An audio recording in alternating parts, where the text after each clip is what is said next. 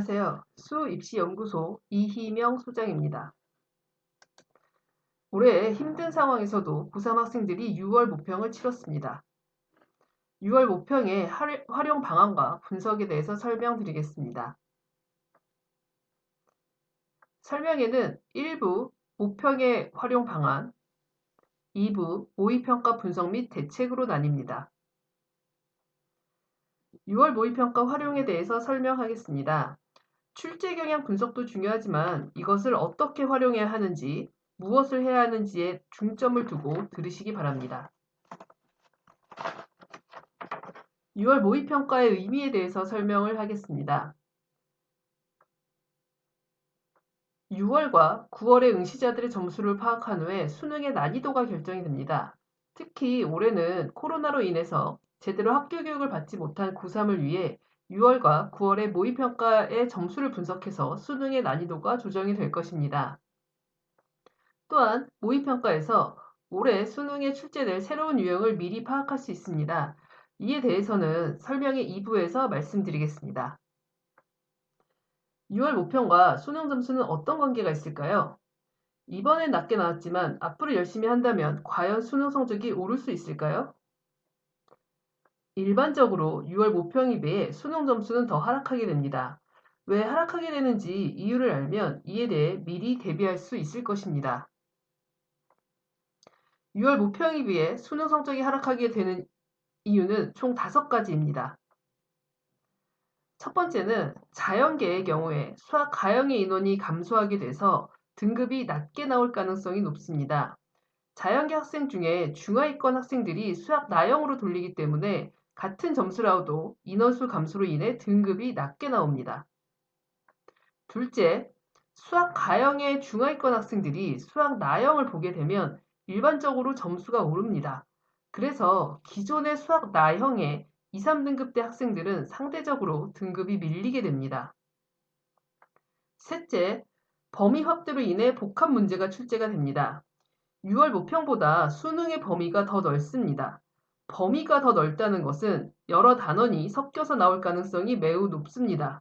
그래서 학생들은 각 단원별로는 개념과 문제는 익숙하지만 예상치 못한 단원이 섞였을 때 생소하고 어렵다고 느끼게 되어 수능 성적이 떨어지게 됩니다. 그래서 여러 단원이 섞인 문제에 대해서 어떤 단원이 복합적으로 출제되었는지 파악하는 습관이 중요합니다. 네 번째는 학생들의 단점 인식 부족 때문에 성적이 하락하게 됩니다. 학생들은 모의고사를 보면 해설 강의를 보고 오답 노트를 작성을 하고 이해를 하면 또 안 틀릴 것이라는 생각을 합니다. 많은 학생들이 이해한 것을 자기가 안다고 착각을 하는데요. 틀린 문제에 대해서 2, 3주 후에도 그 문제를 설명할 수 있어야 다시 틀리지 않습니다. 틀린 문제를 2주 후 날짜에 표시를 해놓고 다시 풀어보시기 바랍니다. 그래서 또 풀 수 없다면 다시 공부를 해야 합니다. 또한 본인이 틀린 이유를 단순히 개념 부족, 실수 등으로 생각을 하기 때문에 이를 극복하기 위한 계획도 제대로 세우지 못합니다. 틀린 문제에 대해 틀린 이유를 3문장 이상으로 쓰려고 노력을 해야 합니다. 이 과정에서는 개념 부족도 있지만 심리적인 이유도 함께 쓰시기 바랍니다. 너무 긴장해서 문제를 제대로 못 보는 경우도 있고, 문제가 길어서 겁을 먹고 제대로 못 푸는 경우도 있습니다. 또한 조급한 마음에 문제나 조건을 읽지 못하는 경우도 있습니다. 이를 극복하기 위한 구체적인 방법을 선생님들과 함께 고민하고 실천해 봐야 됩니다. 모의고사 때 나타나는 여러 단점들이 극대화돼서 나타나는 것이 수능입니다. 그래서 이에 대한 대비가 이루어지지 않는다면 수능 점수는 6월 모평보다 더 낮게 나옵니다. 마지막으로 학생들이 긴장감을 연습하지 못해서입니다. 이것은 주로 상위권 학생들이나 여학생들한테서 많이 나타나는데요. 특히 상위권 학생들은 인원이 적기 때문에 영역별로 한두 문제로 등급이 확 떨어집니다. 제가 가르쳤던 학생들 중에 3년 동안 전국에서 모의고사 100등 안에 들었던 친구가 있습니다. 이 친구의 수능 성적은 국어 3, 수학 2, 영어 1등급이 나왔어요. 다른 친구를 예를 들어 보겠습니다. 그 학생은 6월 모평 점수가 국영수 모두 100점이었어요. 그런데 실제 수능 성적은 국어 3, 수학 3, 영어 1등급이 나왔습니다. 이 학생들이 공부를 안 해서 성적이 떨어질 리는 없죠. 그래서 제가 왜 이렇게 반영을 물어봤는데 두 학생 모두 긴장해서 문제가 안 읽혔다고 합니다. 다행히 두 학생 모두 수시로 서울대에 진학을 하기는 했습니다. 수능날 긴장을 안 할 수는 없습니다. 그래서 이제부터는 긴장감을 컨트롤하는 훈련이 필요합니다. 이로써 수능 성적이 6월보다 떨어지는 이유에 대해서 말씀을 드렸습니다. 학생들은 본인의 학습 태도를 점검을 하고 수능 성적이 떨어지지 않도록 훈련을 해야 합니다. 또한 학생들이 꼭 알아야 할 것이 이러한 훈련은 단시간 내에 결과가 나오지 않습니다. 지금 당장 결과가 나오지 않더라도 수능 때까지 꾸준히 연습해야 합니다. 다음은 6월 모평 점수를 활용하는 방안입니다. 6월 모의평가 점수로 이 학생이 정시로 어떤 대학을 갈 수 있을지 판단할 수 있습니다. 즉, 수시에서 모두 불합격했을 때 정시로 이 대학을 진학을 한다는 것입니다. 수시를 쓸 때 꼭 알아야 할 점은 학생이 어느 대학을 가고 싶으냐보다 더 중요한 건 대학에서 그 학생을 뽑고 싶어야 합니다. 다른 경쟁자들에 비해서 학생이 더 우위에 있어야 뽑히는 건데 단순히 전공 관련 동아리를 했다고 해서 혹은 전공 관련 발표를 몇 개를 했다고 해서 선발이 되지는 않습니다. 그렇게 수시를 썼을 때 모두 불합격이 되면 6월 모평의 점수로 봤던 대학을 정시로 진학하게 된다는 의미입니다. 이를 참고해서 수시 전략을 수립을 해야 합니다. 예시 상황에 대해서 설명을 드리겠습니다. 첫 번째는 모의고사보다 내신이 좋은 학생입니다. 예를 들어서 문과이고요. 6월 원점수의 합이 200점이 나왔다고 가정을 합니다. 이 학생은 수시에서 모두 떨어질 경우에는 수도권 대학 진학은 힘든 상황입니다. 그리고 이 학생의 내신이 2.5등급이라고 가정을 합니다. 즉 6월 점수로는 수도권 대학 진학은 힘들고요. 그 다음에 내신은 2.5등급 선입니다. 이럴 경우에 이 학생이 꼭 지원해야 하는 대학은 교과 면접 전형입니다.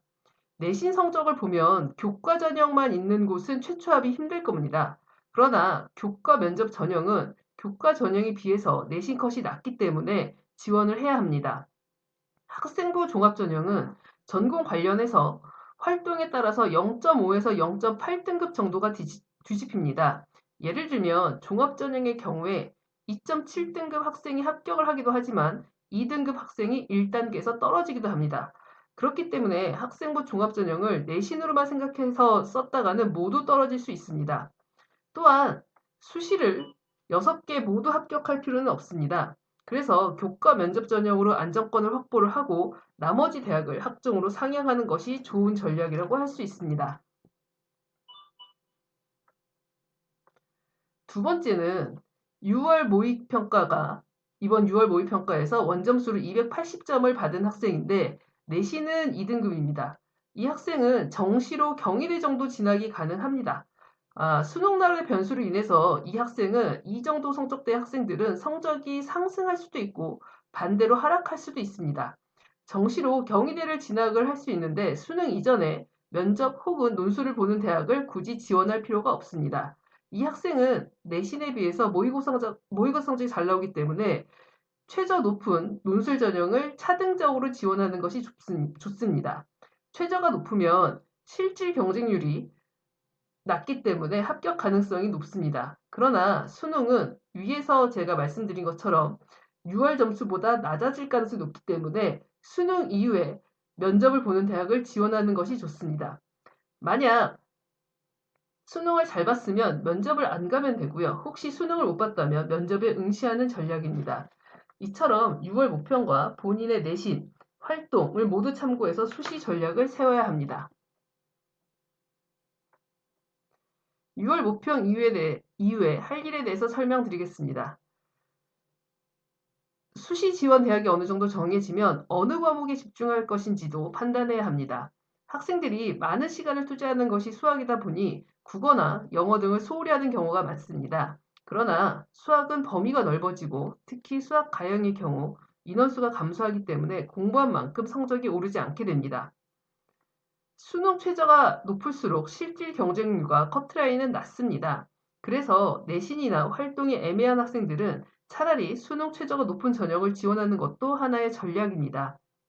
그리고 대부분의 최저 학력이 3개 영역의 합, 혹은 4개 영역의 합이기 때문에 응시 인원이 많은 국어와 영어 과목에 집중해서 좋은 등급을 받는 것도 하나의 전략이라고 볼 수 있습니다. 과목과 목표 등급을 정한 후에 그에 맞는 계획을 세우고 연습을 해야 합니다. 예를 들어 보겠습니다. 홍익대 교과 혹은 종합전형은 자연계의 경우에 수능 최저가 세계합이 8입니다. 만약에 수학을 잘 못하는 학생이라면 자연계의 수학을 잘 못하는 학생이 생각보다 많습니다. 그래서 어쨌든 이런 학생들은 국어가 2, 수학 4, 영어 2 등급을 목표로 잡습니다. 이후에 각 영역별로 어떤 단원에 집중할 것인지 선생님들과 상의를 합니다. 그래서 그 단원의 문제를 빠르게 다 맞는 연습을 하고 나머지 단원에서 오답을 줄이는 공부를 해야 합니다. 영역별로 집중해야 할 과목 등이 정해지면 이를 바탕으로 여름방학 계획을 미리 세워놔야 합니다. 여름방학은 수시 대학 상담이나 아니면 자소서 등으로 물리적으로, 정신적으로 집중력을 갖기 힘듭니다. 이럴 때일수록 할 일이 구체적인 계획이 세워져야 덜 흔들릴 수 있습니다. 그래서 심리 상태를 포함해서 6월 모평 아까 말씀드렸던 것처럼 틀린 이유나 이거에 대해서 극복할 수 있는 계획을 세워야 합니다. 그리고 나서 계획을 세우고 나서 일주일 정도 시행을 한 다음에 계획을 수정을 합니다. 그래서 분량이 너무 많은지, 분량이 혹은 적은지에 대해서 계획 수정을 일주일 정도를 시행을 해 봐야 합니다. 여름방학이 계획이 세워지고 나면 바로 내신 관리를 들어가야 합니다.